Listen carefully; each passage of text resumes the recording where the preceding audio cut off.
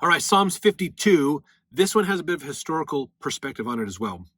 This is a psalm that David wrote to the chief musician Maskil when Dog the Edomite came and told Saul and said unto him, David has come to the house of Ahimelech. Now, if you remember this story, Ahimelech was the priest, and he helped David when that Saul was fighting David and trying to hunt David down and kill him. Ahimelech actually helped David out, and they both knew if Saul found out, Ahimelech's going to be in trouble. Well, Saul found out, and he killed Ahimelech and all the priests, and that didn't set well with David. But Saul was, of course, punished for his wickedness as he went along. So this is what David wrote, the song that he wrote as he was writing his thoughts down after that happened.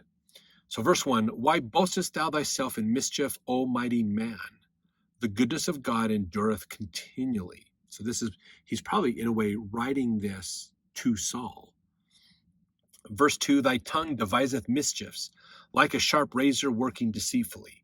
Thou lovest evil more than good, and lying rather than to speak righteousness. Selah.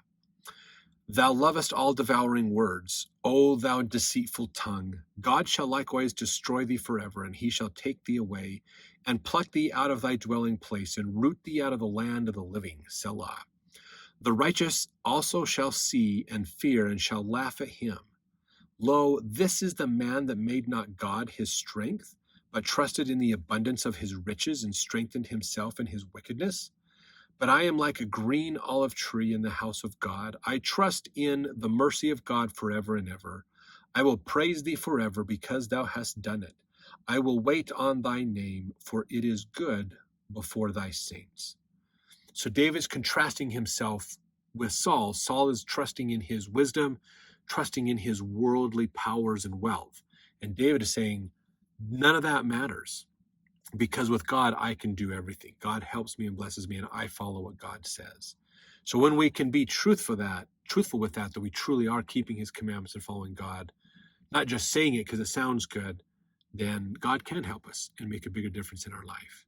So some fun things we get to see is David's really upset with what Saul has done to Ahimelech after he helped David out.